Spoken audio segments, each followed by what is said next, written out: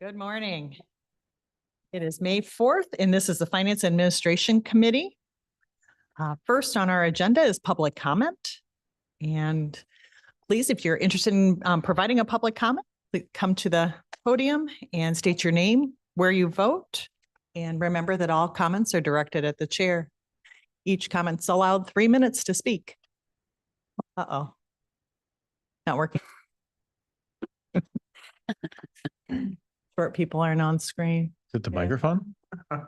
The mic works, but the video isn't.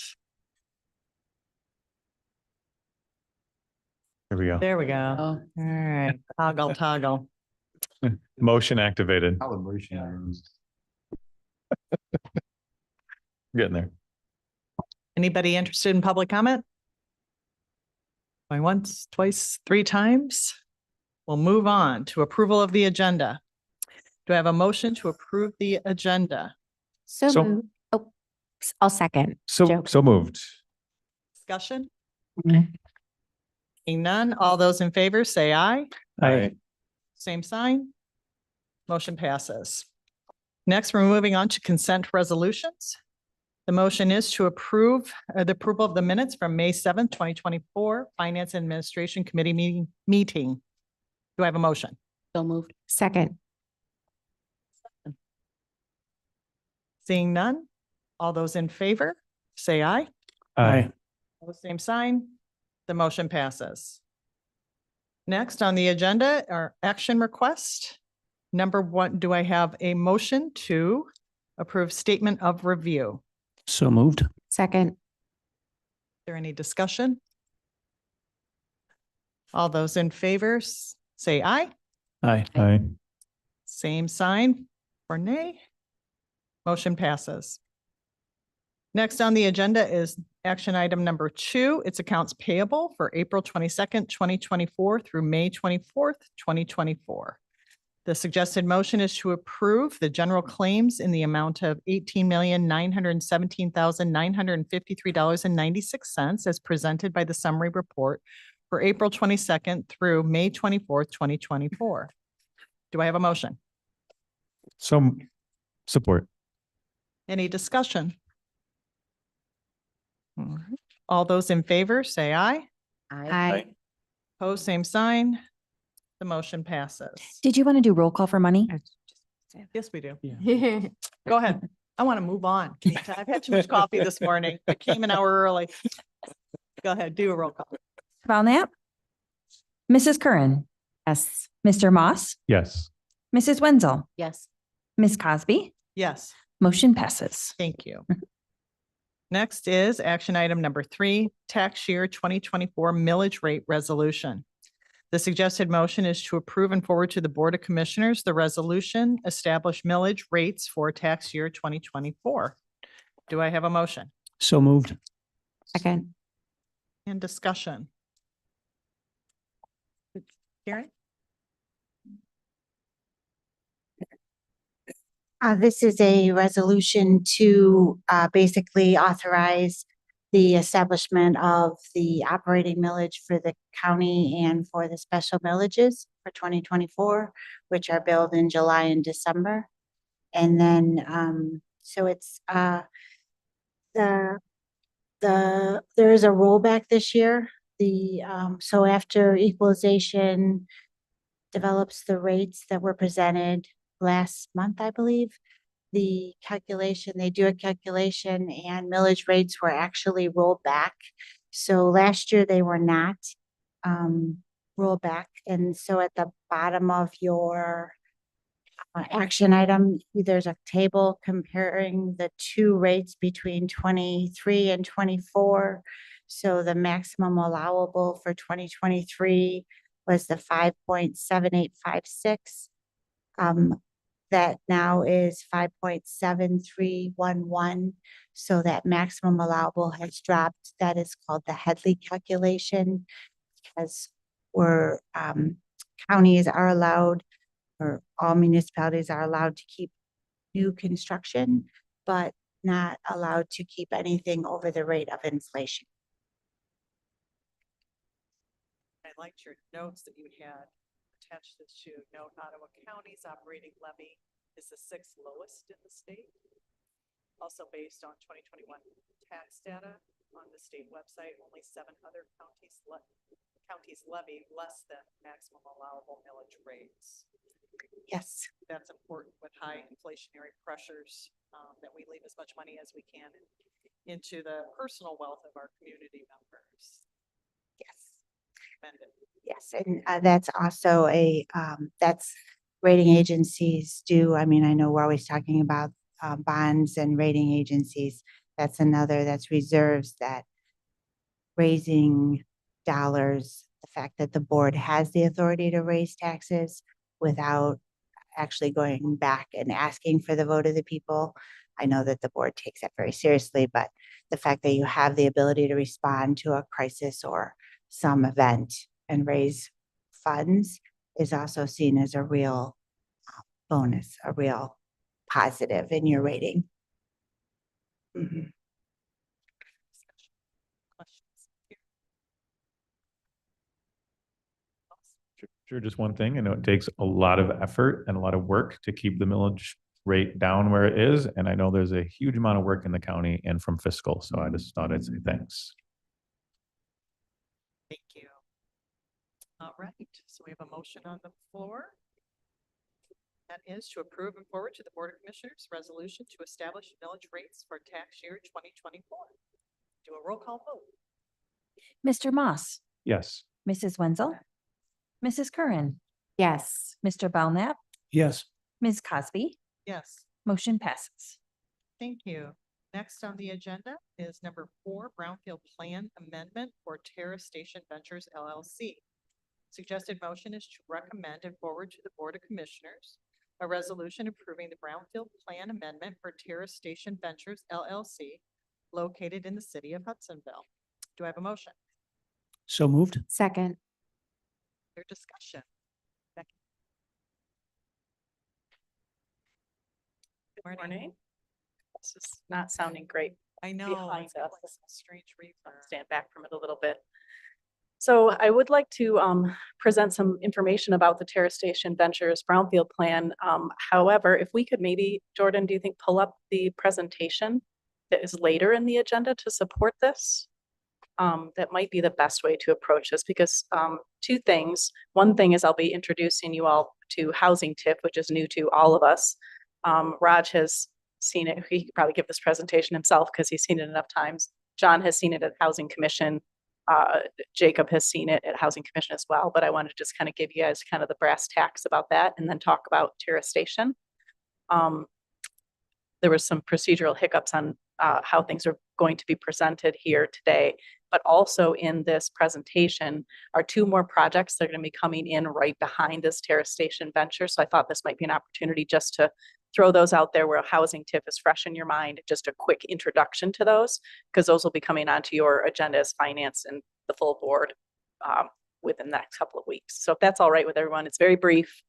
It's just a handful of slides, and I have some slides deeper in the slide deck to address any other questions that might come up. So if everyone's good with that, should we just approach that real quick? Okay. And questions anytime throughout the duration, just shoot them out and we'll move through it quickly. Okay. So are we all set? And I have a clicker that's functioning here. Cool. All right. So again, housing TIF tax increment financing is what we're talking about. So I'm not sure that we've done any brownfield plans in recent years that you guys would have experienced. But tax increment financing is a way to take property taxes from development, so that increment, that growth, and use that to support projects through an incentive. So basically what you're looking at here on the screen is the same parcel. So the property on your left, as you're looking at it, there's a taxable value there. It's not much because it's blighted, it's underutilized, it's contaminated. On your right is the same parcel with the improvements that we put on there using tax financing and brownfield incentives. So all of those taxes that are due to that picture on the left, that existing tax base, go to those jurisdictions. All those improvements are made, and on the improved property, the difference between that base taxable value and that improved taxable value, the property tax is captured there, then for the duration of an approved brownfield plan can be reimbursed to the developer for eligible activities. That's how TIF works. Now, that being said, There are a variety of different ways you can use tax increment financing, and those are authorized by different types of statute. The only TIF we're talking about today, and I'll just use TIF from now on, the only one we're talking about today is through the Brownfield Redevelopment Act. There's other acts for downtown development authorities, other local TIF type of programs, but this is the only one we're talking about today. So that's briefly, yes. Yes. So here's, what's the duration typically of a TIF? Typical is going to be 15 to 20 years. We have two atypicals in our community. We have one that was just 4 years, I think, in the village of Spring Lake. Very quick recapture. It's going to put some deposits in our local Brownfield revolving fund. And then in Blendon, we have 35 years, the maximum, to recapture all of that. So we have a broad scope, but generally they're probably going to be in that 15 to 20 year range, generally speaking. Yeah, there's some weedy things we can go into there, but we won't right now. So brownfields, and I'm going backwards a little bit so that we can go forwards. So the Brownfield Redevelopment Act originally was written to help redevelop properties that had contamination issues, either real or perceived, to cover some of the extra costs, because the whole goal is to put these underutilized properties back into production, back on the tax rolls, so we're not having systemic blight, so we're containing contamination issues. That's how it was designed. So what you see in the background of this picture is Gull Lake Marine site over in Wright Township. It's right at the exit there, the second Coopersville exit there, the Eastmanville. So that whole Gull Lake Marine, this is what they used to be. So we use a tax increment financing plan to help incentivize the redevelopment of that property. So the difference now is that last year through Public Act 90, we can now utilize the Brownfield Redevelopment Act, not just for contamination, but also for housing development activities. It's kind of a long story, but in a nutshell, that picture that you're looking at there is Robinson Landing. So we have, how is this microphone? Is it fuzzy back there? Do I need to back up? Okay. Is that better? Or is it still fuzzy? Okay, we don't know. I'm going to stand back here a little bit. Remind me to step back, Paul, if I have to. So Robinson Landing, there was a way to use the Brownfield Act for housing development activities historically. We've only used it once in Ottawa County, and that's to pass it through a land bank authority. A lot more attorney fees, a lot more paperwork, a lot more approvals. So the legislature looked at that and said, we can do it anyway. We need more housing starts. We need housing that's affordable for workforce. So they crafted this legislation and passed it in 2023 so that we could cover that financing gap to get housing on the market. So very short story, but that's how housing TIF under a brownfield plan came to pass. And that's what we're seeing now. So that legislation has opened up quite a few projects in our county. Now we've done, I think I mentioned this at one of the meetings a little while ago. We've had 5 brownfield plans at the county level since our inception in 2008. That's not a lot. We have a lot more at the local level, but now we've got 3 projects for housing TIF in the pipeline just right now in 2024 and 3 or 4 more coming in behind it. So this is a tool that communities and developers are really ready to use. So basic facts, I covered some of them already.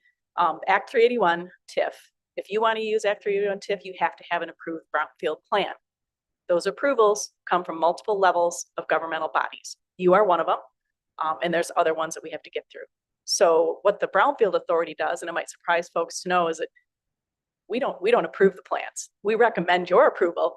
We don't have any approval process. We shepherd things through the process and we recommend the plans to you. That's our role in the process. So our priorities in doing that as an authority board is to create that realistic timeline for approvals in all the steps, allowing adequate time for each local body that has to look at it to review, to ask questions, so that we can attend meetings as the development team and county staff, respond to questions, get all the proper public noticing for the required public hearing, and do all these things. So those are our priorities in that shepherding process, is to make sure that we can get that done and also give the development team and the local communities a realistic timeline for approval, because oftentimes closings and underwriting and loans and all these types of things depend on this approval. It's part of the capital stack. So we try to give them a realistic timeline and stick to it. So that's how it all plugs into these different meetings and these new projects going forward, being requested and getting the public hearings on the books and all of that. So we're clicking. Oh, there we go. Okay. So your role in the process as the full board, not the finance administration, but as a full board of the commissioners, is to hold a public hearing that has to have proper noticing. So we need to make sure we get it set, and we have to make sure that hearing happens because it has to be noticed to all the taxing jurisdictions ahead of time. So that's one thing that you're required to do, and then consider the resolution for approval. And that's the final step before it goes on to the state level. Most of these houses, all of these housing TIF projects will go on to MISTA for approval, and then they've got like a 60-day window. So that's our step in the process that is hemmed in by local processes and state processes. Is you guys are kind of in the middle there. So the upcoming projects that I mentioned are Terrace Station, which is before you today. And then I'm also going to hit briefly on Windsor Place, located in the village of Spring Lake, and Prospect Flats, which is also in Hudsonville. So while this information is fresh in your mind, I'm just going to hit on those really quick, but then we'll have opportunity when the resolution comes before you and the public hearing comes before you to go back, review those again. And we're going to have more opportunity to ask questions, things like that. So, but I'm just going to hit on them real quick while all the information is fresh in your brains. So Terrace Station Ventures, the one we're looking at today, which has the resolution in the packet, which Jack is going to be changed before it goes to the full board. We updated the TIF table. There will be one section where there'll be some changes, and I'll get that to you in Jordan. So the correct resolution in according Brownfield plan is in the packets for the full board, okay? So here is the site for the property. It's the old Farmers Co-op. You guys will remember that because the Land Bank Authority supported the demolition of that property. So you'll recognize that. So to down and to the left is Terrace Station, and then the Woonurf is right there. So it's really a key property there in the city of Hudsonville. And you know, there wasn't a lot happening once Friesland moved out. That was a great spot for a while, and not so great now with the redevelopment of the downtown area and the goals that the city of Hudsonville has. So took those properties out with the idea of achieving this Imagine Hudsonville 2030, which Paul had a big hand in developing this master plan in coordination with Hudsonville. This property is key for that. So then in comes Venna Clausen, who's with us today and is here to answer any questions you might have about the project, as is Kirk Perschbacher, who serves on City of Hudsonville's DDA. And he's been part of the process all the way along. So we've got some folks from the development team here to answer questions. But that rendering that is difficult to see reflects 12 buildings in the project.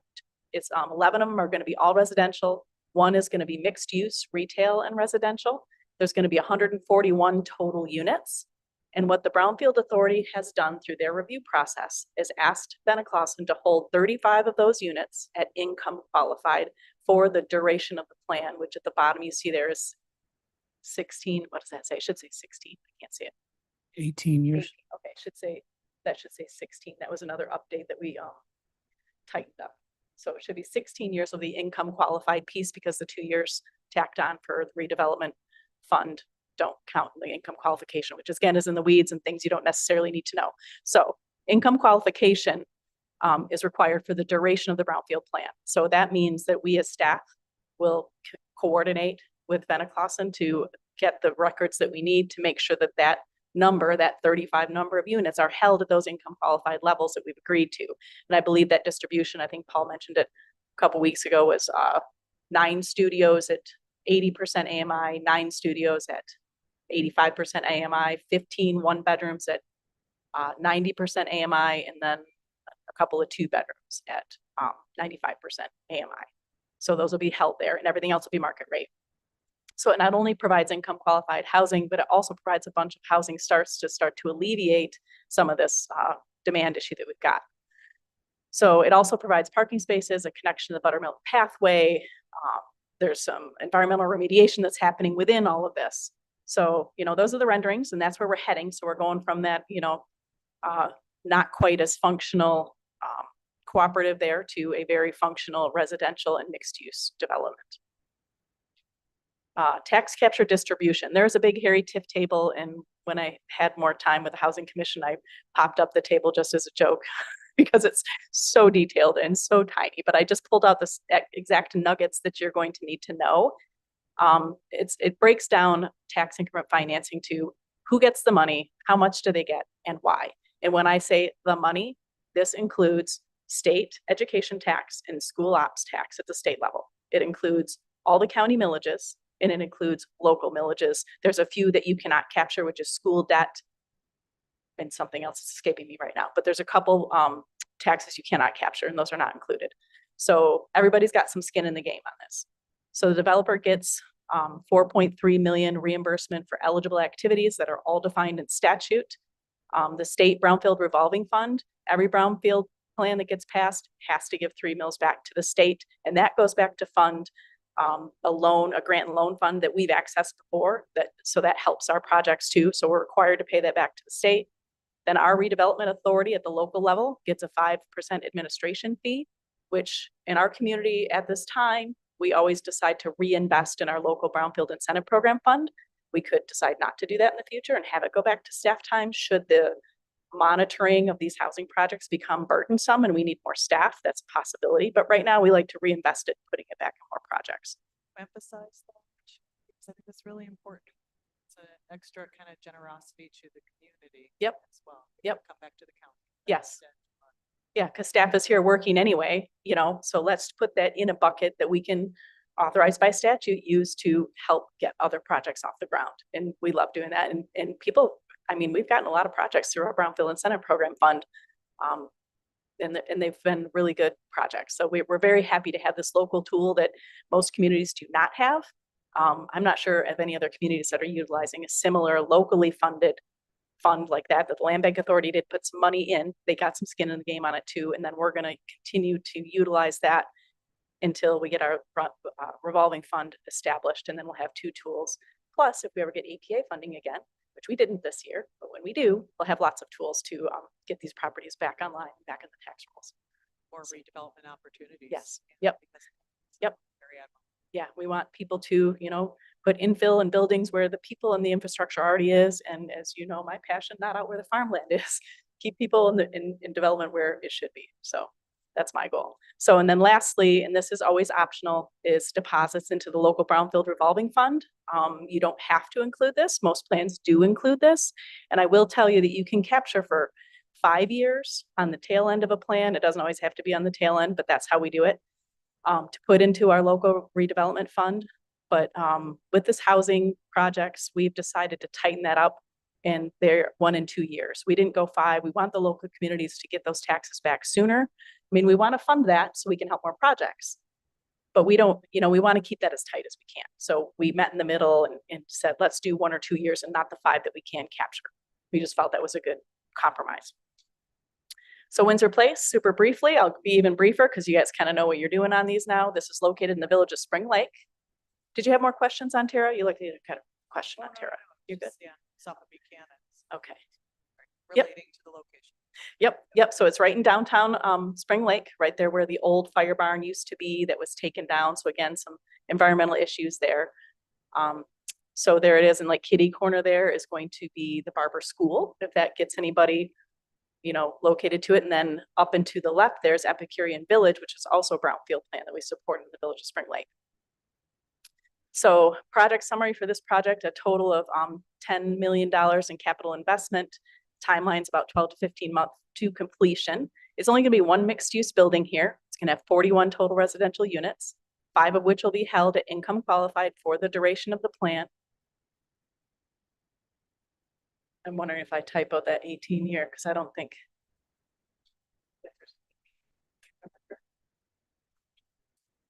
I think it's a 15 year. So I think I might have typoed that slide when I was carrying that over. At any rate, they're all the 15 to 18 range, all 3 of these plans. So I apologize for that. So it's going to have some parking included with it. And it's going to redevelop this just big blank chunk of ground there and get some housing starts in the village of Spring Lake. And they're very excited about that. Their DDA has done their pass-through agreement that's required for us to move forward with this plan. That is also going to be Venaclassic. Yep. Prospect Flats is a different developer, but both Terra and Windsor are both Venaclassic projects. Yes. So here's that same tax capture distribution. It's a little bit smaller project, but the same list of who gets it, how much, why. Again, it's going to be this one. Windsor is going to be a 2 full year local revolving fund capture. And then the next project is going to be a little bit shorter. And then we'll just whip through Prospect Flats and then we'll answer whatever questions. So Prospect Flats is kind of fun because there's the project area in that yellow box. And so down and to the left is Farmers Co-op. It's where Terrace Station is going to be. So there's a lot of good housing starts, redevelopment happening in this, visioned section of the city of Hudsonville there. So Prospect Flats is going to have a little bit shorter timeline, a little bit lower cap investment, but still 41 total residential units, 5 held to income qualified. Moxie is that what they go by, Kirk? Is Moxie? CD Barnes Construction. Okay, so CD Barnes Construction is the actual developer on this project. And they have a lot of cool, we won't get into it today, but they have a lot of cool add-ons in this project. They have a community bike rental. They've got some different amenities in this particular unit that are pretty fun. So tax capture distribution, same thing there. And you'll see all this again in the resolutions when they come before you. Plenty of time to cogitate on that. So we don't need to worry about the decimal places here right now, because it's going to be before you again, but just, kind of the same structure of every project. So that was fast. So we'll go to questions and answers. But before we do that, but because this is part of the discussion of this Terrace Station Ventures project, again, I do have Chris from Venner Clausen here, and I do have Kirk. If you have questions for either one of them, or would you like to hear for either one of them relative to the Terrace Station Ventures project? Okay. Great. All right, Kirk, you want to pop up and just kind of give a quick rundown? So Kirk is on the Brownfield Redevelopment Authority, and he sits on the Hudsonville DDA. So that is his tie into the Terrace Station Ventures project. Yes. Yeah, so. Welcome. Appreciate everyone taking their time. So the city of Hudsonville, the Brownfield plans have passed through the DDA and the city council unanimously. These are the properties that Terrace Station is owned by the city of Hudsonville. So when the co-op left, the city bought the property, they took the building down. So this development will get it back on the tax rolls, which is an amazing thing too. The other part of Terrace Station is it includes a 10-year tax abatement to start with, and then the TIF reimbursement extends beyond the 10 years. So that's how the 18 is made up. So it uses multiple incentives that the city and the DDA and Hudsonville really like to use. Like Becky said, to get the city vision going, they need to help these developers out. So that's why you see 2 of them right in Hudsonville. A lot of needed units are going to be put on place. So the city and the DDA are.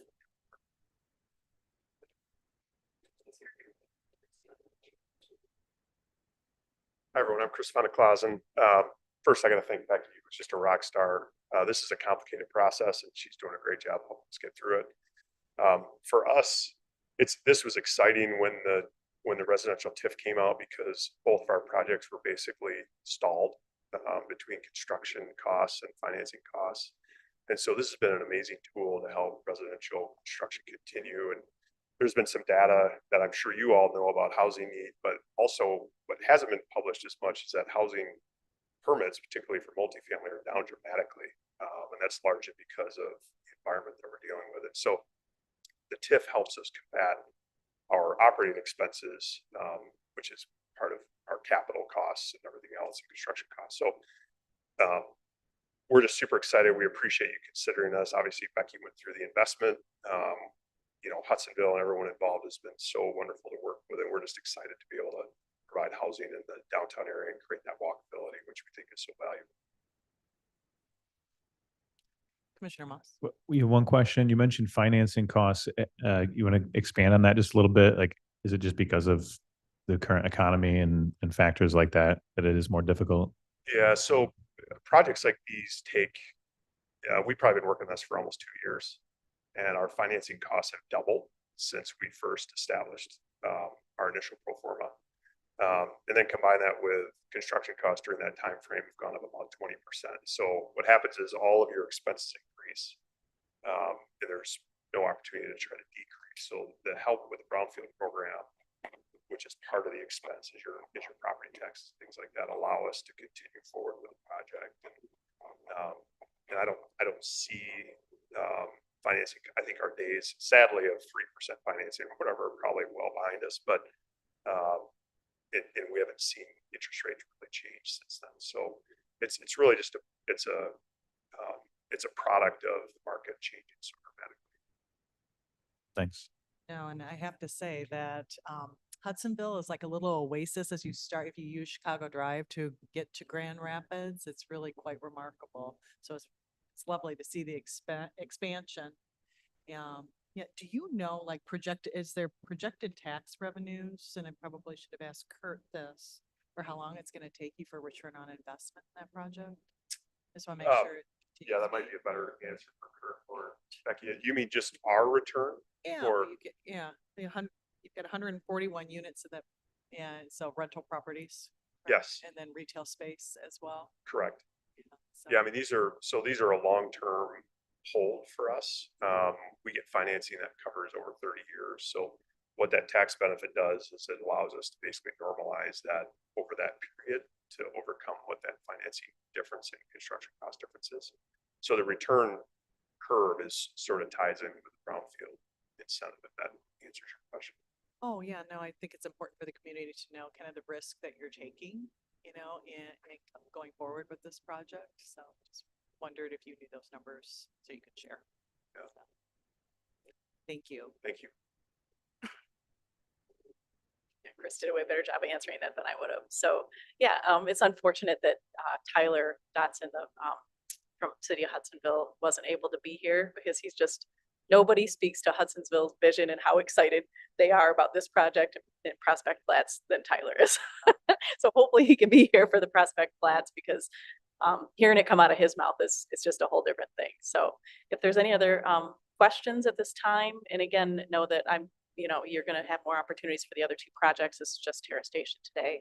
And I will get the updated documents to Jack for review and Jordan for inclusion in the full board packet. So they're the correct, updated, accurate documents that we have. Thank you. Commissioner Moss? Just a couple things. So if I'm understanding just from a high level, then part of the goal of going through this process is growth and to increase housing unit supply and widen the tax base Yes. So long term. yes. So Brownfield redevelopment incentives, Brownfield TIF does all those things. We want to put underutilized contaminated properties back on the tax rolls to grow our tax base, to reinvigorate communities, and with this new addition of housing TIF, also to get those housing starts to alleviate some of that demand issue, maybe a little sooner, but also hold some income qualified. And that's a requirement to have income qualified units. So, And long term, then, if there is additional growth around all of this activity, that also helps with the tax base as well. correct. Likely. Yes.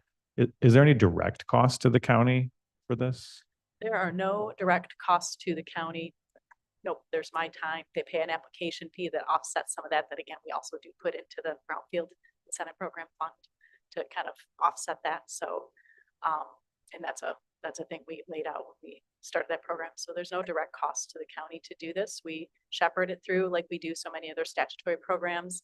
You'll be seeing the property assessed clean energy. There's a project coming up there. Again, we are here to shepherd these statutorily authorized projects through the community, and there's really not really a cost implication to the county, except for what is included in the TIF plan. Now, let's be clear, and Karen and I did discuss that with Tara a few weeks ago to talk about the actual tax implications to the county directly, to the millages that are going to be captured. So we did discuss that. I just want to be real clear. So there is that implication, but you understand that because we talked. Wonderful.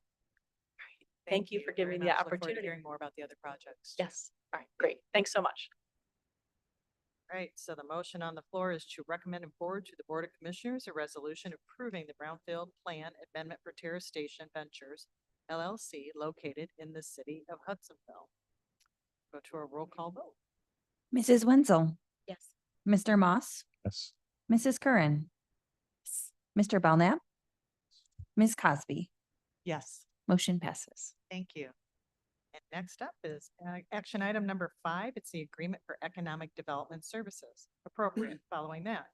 Suggested motion is to approve and forward to the Board of Commissioners a 3-year agreement for the economic development services with Lakeshore Advantage Corporation at a cost of $150,000 per year for a total cost of $450,000 in a 3-year period. Do I have a motion So moved. Support. and discussion? Mandy, would you like to come up and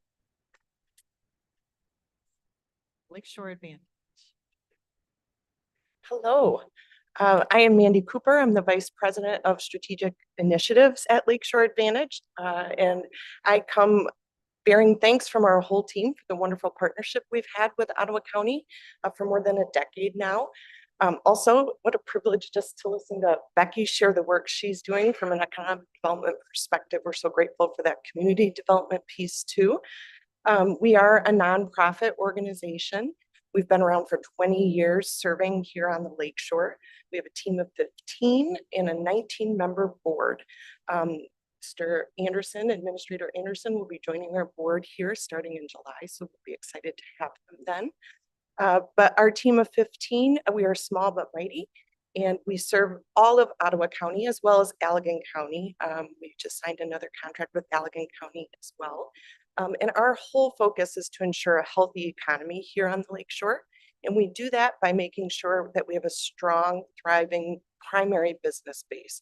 So a primary business is a business that does more sales outside of the region than they do here inside of the region. And the reason we focus on primary employers is because they bring wealth into our communities, and they also typically could be located anywhere. So we want to make sure that they're able to stay here and thrive and provide those incredible jobs that we have available here on the Lakeshore. So we work really closely with our employers, but we're also always looking forward to make sure that we're have an eye on long-term economic challenges and are stepping in to fill those needs as well. So that's an overview of our work. Our request is for a renewal of that 3-year contract, and we're excited at the opportunity to extend our relationship with the county. It's been an incredible journey. Our county has been thriving over the past several years from an economic perspective. We had the opportunity to engage in 70 projects since the start of our last contract with the county. So that was at the beginning of 2022. And that represented more than $5 billion of private investment that was made here in Ottawa and Allegan combined. And we combine them because our employers often bridge both counties and are located in the city of Holland, where there's Ottawa and Allegan as well. So I'm happy to answer any questions you may have about our work or about the contract. One question. Go ahead, Yeah. Commissioner. Yeah. Good morning. One question would be, could you just speak a little bit to some of those primary employers, just for the benefit of the committee, but also the public? As far as Yeah, and just any interesting information additional to it. So we have approximately 600 primary employers throughout Ottawa and Allegan County. And those are typically, if you think of like manufacturers, agribusiness, tech companies, they can be any size, and they can be a startup to a grown-up. So it could be an entrepreneur who has a product idea that they're working to bring to market, and our team works with them. It can be a big employer such as a Gentex, JR Automation, Miller Knoll, all of these employers that a lot of us know and love and have long relationships with. So again, it's not really about the size of the employer, but just the type of work they do and where they're doing business. So we are currently really focusing on 3 growth sectors of our primary employer base. And so that would be food processing. We have a robust food processing industry here in Ottawa County that is growing. Also smart manufacturing. So think of like Industry 4.0 and the connectivity of computers and data and robotics and what that can do to help streamline manufacturing processes. You know, companies like Copes, Mission Design, JR Automation, they're really leaders in that space to begin with, and are incredible assets to our community from that perspective. And then the third sector is really advanced energy storage. So most of us have heard of the LG Energy investment that's being made, but there's also, again, there's startups in that space. We're continuing to see investment be attracted to that supply chain, and are working to support that as well.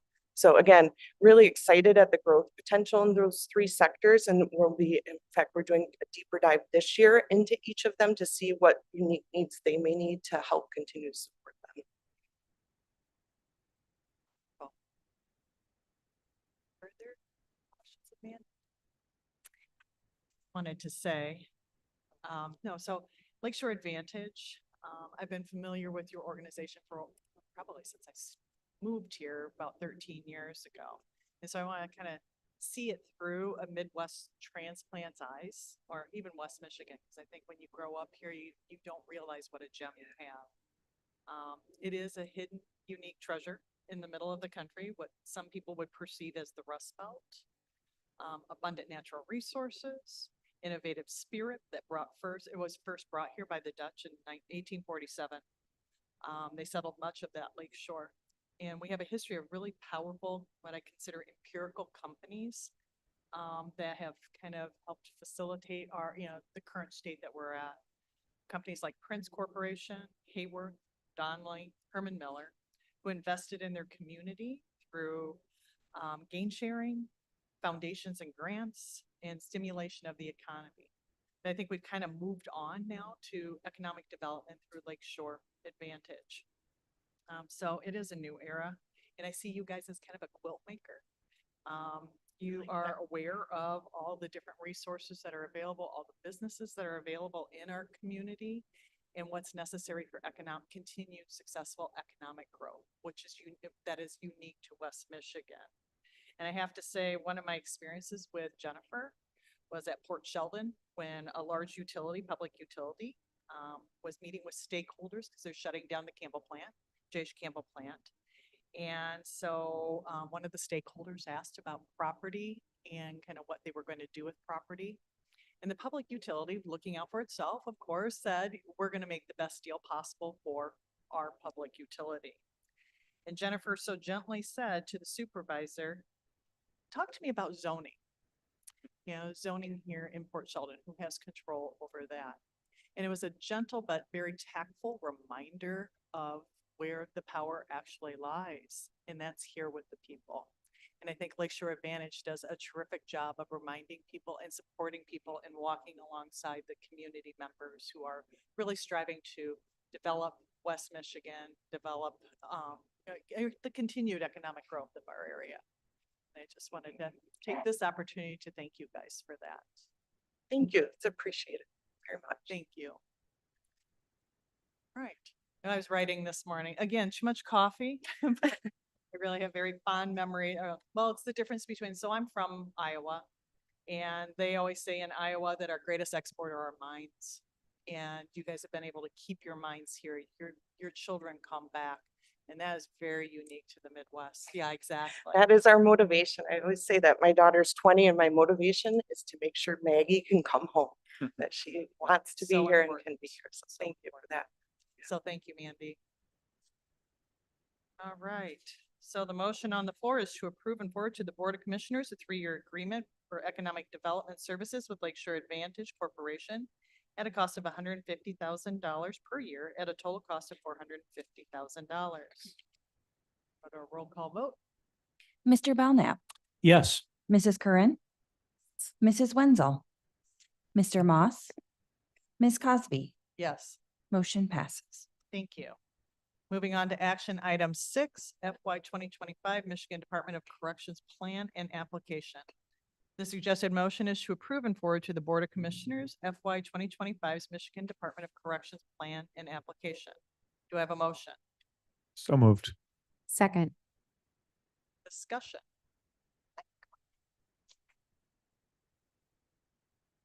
Good morning. Good morning. Make sure I'm not speaking too loudly into that. I'm Alma Valenzuela, and I serve as the Director of Probation and Community Corrections for the 58th District Court. I appreciate your consideration in approving the fiscal year 2025 application. The services provided through this grant have proven year after year to be effective in reducing the local and statewide prison commitment rate, while also increasing the appearance rate and the public safety rate for pretrial defendants. In fiscal year 2023, the local overall prison commitment rate was only 20.8%, which is 4% lower than the previous year. So every year we're continuously trying to improve that rate. There was also a decrease of 5% of Group 2 straddle cell offenders, which is our target population. These are individuals that are convicted of nonviolent offenses. And those are the individuals that we think that we could have the most impact on, while also protecting the community. You will see in the plan and application that there are certain key objectives that we have to meet every year. And those are in relation to appearance rate and public safety rates when it comes to pretrial individuals. And these numbers are not in the application, but I did want to share with you that for fiscal year 2024, the mid-year data is showing that we are meeting all of our key objectives that we presented in last year's application. So this year, as of mid-year data, 96% of released defendants of supervision attended all scheduled court appearances pending case disposition. And 99% of those released defendants on supervision were not charged in a new criminal offense during pending case disposition. And those are our two key objectives while they're on pretrial supervision. The services provided with community corrections funding in collaboration with other services in the community and within the county, like treatment courts, are essential to reducing recidivism and prison commitment rates. We therefore hope that this application could be approved and that we can continue providing these services to the community.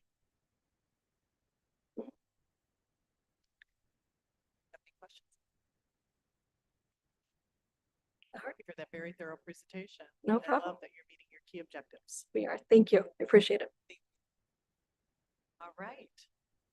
Just the motion on the floor is to approve and forward to the Board of Commissioners the FY 2025 Michigan Department of Corrections Plan and Application. Mr. Belknap, Yes. Mr. Moss, Yes. Mrs. Curran, Yes. Wenzel, Yes. Ms. Cosby. Yes. Motion passes. All right, moving on to action item number 7. It's the FY 2024 budget adjustments. Suggested motion is to approve and forward to the Board of Commissioners the FY 2024 budget adjustments per the attached schedule. Do I have a motion? So moved. Second. Is there a discussion?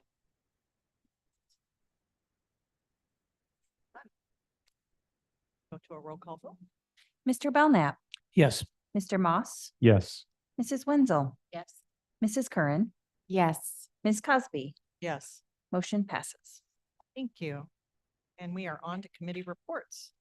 Next up will be our treasurer, Cheryl Clark. It's the treasurer's financial month-end update. Yes, this is the update for month end, April 30. So I provided the same graphs that you've seen every month. Just wanted to make note of one thing. You'll notice that there was a lot of cash at the end of April. That's because we held some funds in because we had to make out the delinquent tax payments to all the taxing entities. So we wanted to make sure we had enough to cover all of those. And now we've reinvested that money. Also, you'll notice that we had an over 4% interest rate of return for the month of April, which is higher than the blended benchmark, which was just a little over 3%. I also attached the usual OPEB statement and reconciliation and the short-term bond strategies information from Robinson Capital. You can read that at your leisure. I also attached the Federal Reserve's dilemma, which we received from one of our institutions that we invest with, Michigan Class. And it goes over the May 2024 economic review. And I wanted to highlight a few things in there. They said, despite higher interest rates, households continue to spend. The decline in savings suggests that consumers are increasingly dipping into their reserves to maintain spending. The other thing was the persistent inflation in core services represents a dilemma for the Federal Reserve, as it suggests that higher interest rates have yet to effectively curb inflationary pressures. And the last paragraph, they are cautious to interpret the weak Q1 GDP results as a sign of imminent policy easing. Persistent economic resiliency and sticky inflationary pressures indicate a complex path for the Fed to achieve its 2% inflation target while maintaining economic stability. Public trust will remain vigilant in monitoring incoming economic data for further insights into the timing of potential Fed policy adjustments. And then they gave you the economic information and treasury yields.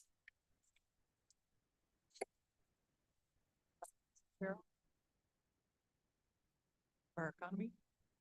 Commissioner Moss? So it seems like Fed is probably going to be just sitting for a while. Yes. Since, Yeah. Sitting and watching. yeah. And the credit card delinquency rate, I don't know if they report on that, but it's usually kind of indicative of kind of where our households are. Yeah. They did not talk about the credit card index rate. They just basically talked about the savings. Delinquency, Yeah. yeah, So, aren't able to. Mhm. Well, the county held down the millage, so. Yeah, that's right. good. It's good that we can contribute. our little bit of help there. Yeah. Any further questions?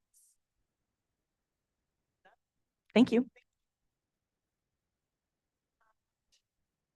Back in action would be the Hudsonville TIF presentation from Becky Hediga. Unless you'd like an encore presentation, You think we're? we can you call think it we're today. good? You wanna Yeah. call it good Yep, for that, okay, that was the perfect. presentation again, just kind of some procedural bumps and what was going to go where on agendas, when and stuff. So we've covered all that territory. So We we've covered appreciate the again, you know, efficiency. if you really have a lot of time to We just kill, enjoy listening to you, Becky. listen to me drone on about TIF. Yeah, I get it. It's positive, it's redevelopment, right? Yeah. And it's positive. Yeah. Yeah, go ahead. I have one comment. I'll just reiterate what you just said. I really appreciate hearing all the information. I also appreciate the speed. You're not slow. You're a nice, quick pace. So I really appreciate receiving all of that information. Well, And the we'd love detail. to share it too. I mean, you need to know it to make these choices, and there was a lot more that could be shared, and we can, and there's always room for that dialogue too, and more questions and answers, and information to be provided. So thank you for that. And thank you for that feedback on that, because that's our goal, is to make sure everyone's got everything they need to make good choices. So, Yes. Yeah, Cool. I Thank appreciate Do it. it well. good. Thank Thanks. you. All right. I just had a comment too, that I think we're gonna, that it's a game changer to have this brownfield and TIF for housing. Because I think this is gonna be something where revitalization of our urban cores, we don't have that many, obviously, in Ottawa County, but as a statewide thing, I really think that this, we got 3 in the queue and probably more coming down the pipeline from what I hear. Yeah, that's correct. Yep, we've got a few projects I need to just touch base with and see where they're at, but we have probably 3 or 4 more that we've communicated with and we've talked to about, and I've invited actually to come and watch some of the meetings, because I've talked to some developers that are like, how does it work? And I explain it and I say, well, you know what? We're all learning. Like John might remember the Housing Commission, one of the slides I put up at Housing Commission, we were discussing this, was a, caricature, a bunch of people blindfolded walking through, because, we're all learning it as we go. This housing tip is new for everyone. So I invited those developers to watch these meetings, because the information's there. We're bringing it up later to help learn. So we've got a lot of people interested. We are going to have more projects coming. And I think the nice thing, you mentioned core communities. So this isn't in the weeds thing with brownfield redevelopment, but core communities and properties that are owned by a land bank have access to additional eligible activities that other communities can't access. So unless you're in the city of Grand Haven or city of Holland, you can't access certain activities, but this housing legislation allows for that and more, so that projects like cities, Hudsonville and Village of Spring Lake, if some of the more rural communities wanted to use it, have access to a greater toolbox than they originally did, which is really nice. It kind of levels that playing field a little bit. So we're not as focusing as many incentives on those same areas over and over again, so more people can get in the game, so, and serve greater communities. So that's a good point on the core community for.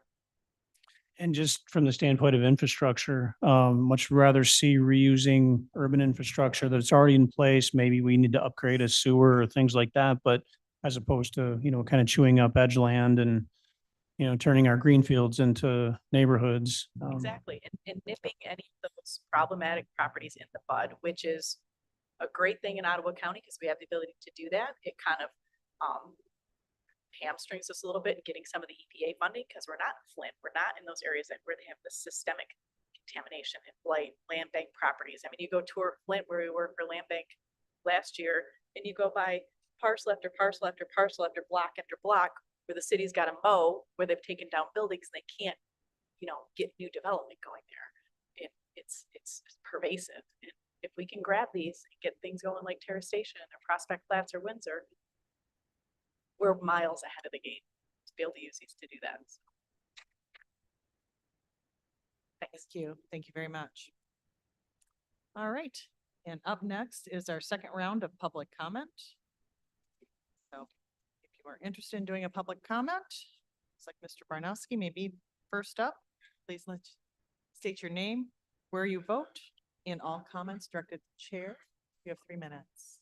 My name is Dave Barnowski. I vote in Port Sheldon Township, and I thought we discarded that you'll speak to the chair because of that Detroit lawsuit, but I came down here because fix the microphones so we can hear at home. It's the whole reason I came here. Working on it, Dave. Dan. Dave. Are there any further comments? I know I do. I'm sorry. It's Dan Zimmer.